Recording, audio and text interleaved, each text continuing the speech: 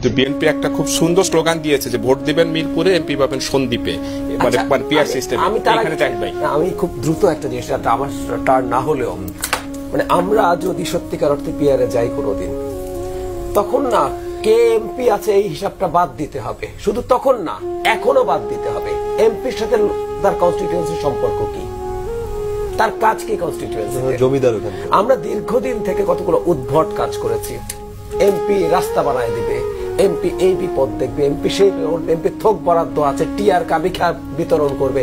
For gods সেক, এগুলো এমপির কাজ না।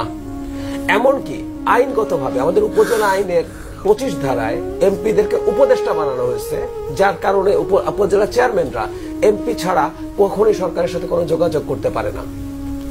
এমপির কাজ রাষ্ট্রীয় আইন প্রণয়ন, পলিসি নির্ধারণ এবং সেগুলো নিয়ে কাজ করা। কেউ যদি লোকাল এসব করতে চায়, আমি এই সময় অনেক লিখেছি, ভাই আপনি উপজেলা চেয়ারম্যান ইলেকশন করেন। কেউ যদি মনে করেন এসব করার মাধ্যমে টাকা বানাবেন, তো আপনি ঠিক আছে বানান, আপনি কি আগে ওই চেয়ারম্যান হন, আপনার কাজ এখানে না। সো শুধুমাত্র পিআর না, আমাদের এক্সিস্টিং ফার্স্ট পাস দ্য পোস্টেও এমপি কোনোদিনও লোকালি এই কাজগুলো করবে না। এগুলো থেকে যদি সরিয়ে আনতে না পারি, আমরা আসলে এমপি হওয়ার যোগ্য লোকই খুঁজে পাবো না। এত কোটি কোটি টাকা দিয়ে মনোনয়ন বাণিজ্যের আলাপ আসে, কেন আসে আসলে? কারণ উনি এটা কয়েক গুণ ওখান থেকে অর্জন করে নেবেন। আমি ভালো খারাপের প্রশ্ন বলছি না, আপনি টাকা বানাতে চান, আপনি ভাই চেয়ারম্যান হন গিয়ে।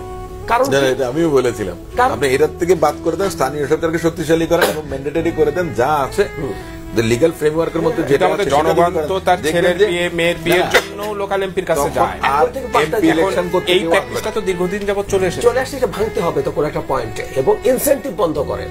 ইনসেন্টিভ আছে তো, আপনি যখন লোকাল ডেভেলপমেন্টে থাকেন, আমি খুব খোলামেলা কথা বলি, সাম পার্সেন্টেজ পেলেই আপনি বিরাট টাকা বানিয়ে ফেলেন, যে এমপি হওয়ার দরকার নেই। এমপির ইনসেন্টিভ যদি কমে যায়, আপনি দেখবেন যে কেউ যে কোনো ভাবে, যেন তেন ভাবে গিয়ে এমপি হয়ে যাওয়ার কোনো কারণ নেই। আমি খুবই খারাপ শোনাবে, তারপর একটা কথা বলি, পার্লামেন্ট আইন প্রণয়নের জায়গা, তাই তো? আমাদের মাদারলো হচ্ছে কনস্টিটিউশন। কনস্টিটিউশন পার্লামেন্টারিয়ান না, প্রত্যেকটা নাগরিকেরই পড়া উচিত, কারণ এটা রাষ্ট্রের একজন নাগরিক হিসেবে তার মোটামুটি তার বোঝার চেষ্টা করা দরকার।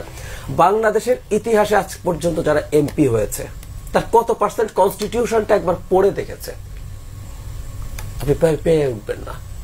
সো যতদিন পর্যন্ত আমরা এমপিদেরকে লোকাল জায়গার এসবের মধ্যে ইনভলভ করে রাখবো, ততদিন আমরা আসলে পার্লামেন্টারিয়ানই পাবো। আমাদের এই যা যা ঘটে এগুলোই হবে।